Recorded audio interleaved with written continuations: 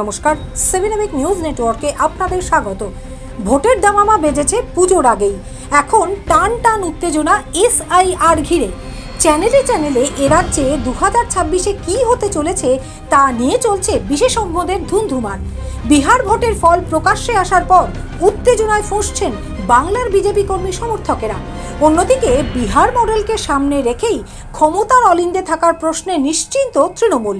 আর ঠিক সে সময় দাঁড়িয়ে সিপিআইএম নেতা সুজন চক্রবর্তীর বিস্ফোরক মন্তব্য, এ রাজ্যে তারুণ্যে ভর করে নির্বাচনের জন্য প্রস্তুত একমাত্র বামেরাই। বিজেপি তৃণমূল তো মানুষকে টাকা আর এসআইআর দেখাচ্ছে। কে প্রস্তুত পশ্চিমবাংলা আমরা ছাড়া?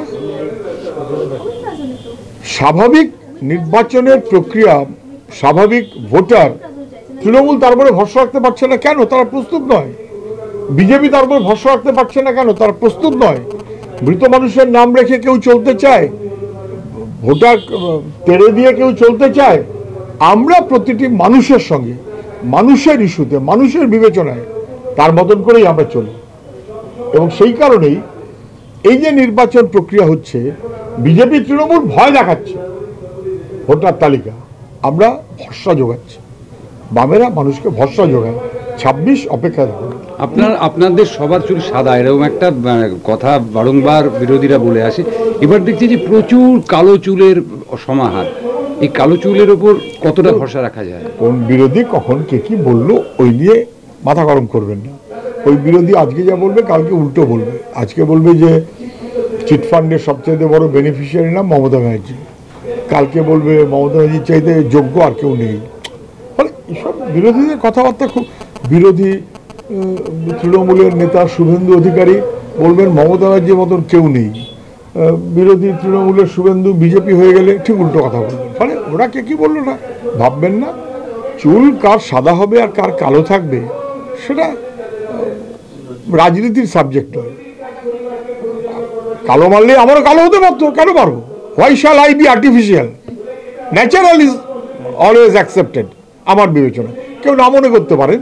তবে আপনি যেটা বলছেন, অজস্র কম বয়সের ছেলে মেয়ে, ভালো লাগে। কলেজ বিশ্ববিদ্যালয়ে পড়া তত্তাজা ছেলে মেয়ে, তারা জীবনের সংকটটা বুঝতে পারছে, মানুষের বিপদ বুঝতে পারছে, মানুষের বিপদে কোভিডের সময় ঝাঁপিয়ে পড়েছে। এখনও কালো চুলের কম বয়সের ছেলে মেয়েরা ঝাঁপিয়ে পড়েছে। তবে ওই কালো চুলের কম বয়সের ছেলের কারো যদি চুল পেকে যায় সেটাও তার কোনো অপরাধ। জেএনইউ সহ বাংলার বাইরের বিভিন্ন বিশ্ববিদ্যালয়ে এই যে এসএফআই এর বিপুল সাফল্য, এর কোনো একটা প্রভাব আমাদের এখানে পড়তে পারে 26-এর নির্বাচনে? দেখুন, এই যে হায়দ্রাবাদে আপনি দেখছেন এসএফআই এগোচ্ছে, পন্ডিচেরি এসএফআই এগোচ্ছে, জেএনইউ দুরন্ত রেজাল্ট আপনি দেখতে পাচ্ছেন। কেরালা সারা ভারতবর্ষে সবচাইতে এগিয়ে থাকা রাজ্য, শুধু তাই না, নির্মূল করে দিল দারিদ্র্যকে ভারতবর্ষের প্রথম। এটাই স্বাভাবিক গতি মানুষের, এটাই বামপন্থার গতি। সেই বামপন্থার গতি নিয়েই আমরা চলি এবং চলতে চাই। প্রতিমধ্যে তৃণমূল এবং তৃণমূলের পিছন পিছন বিজেপি দিয়ে মিলিয়ে 12টা বাজাতে চায়, কিন্তু এটা বেশি দিন চলবে না। কালো চুল লাল চুলের ব্যাপারটা, আবার লাল চুল কি সাদা চুলের ব্যাপারটা আসলে কিন্তু যারা বসে গেছে সিপিএম থেকে, পুরনো যারা এসএফআই করতো, পুরনো তাদের কি আবার দলে ফিরিয়ে আনার কোনো ব্যবস্থা? আমি জানি না কে বসে গেছে কে দাঁড়িয়ে আছে, আমি জানি না। মানুষের পক্ষে কাজে যারা থাকতে চাইবেন তাদের কাছে বামপন্থার কোনো বিকল্প নেই। আমি যে কেউ মানুষ তার কাছে এই অ্যাপিলটাই করব, নিজের পরিবারের দিকে তাকান, নিজের সন্তানের দিকে তাকান, পাড়ায় এখনকার প্রজন্ম তার দিকে তাকান। ধ্বংস করছে পশ্চিমবাংলাটাকে তৃণমূল, দেশটাকে বিজেপি। তার বিরুদ্ধে সবাই আসুন, আমরা ঐক্যবদ্ধ হই। শ্যামল পাল এবং চন্দন সেনগুপ্তের রিপোর্ট, 7 নিউজ নেটওয়ার্ক। আরও বিভিন্ন খবরের আপডেট জানতে হলে অবশ্যই সাবস্ক্রাইব করুন 7 নিউজ নেটওয়ার্ক চ্যানেলটি, কারণ আপনাদের একটা সাবস্ক্রিপশন আমাদের কাছে অত্যন্ত মূল্যবান। পাশাপাশি অবশ্যই ফলো করুন আমাদের হোয়াটসঅ্যাপ চ্যানেলটিও। জয় হিন্দ।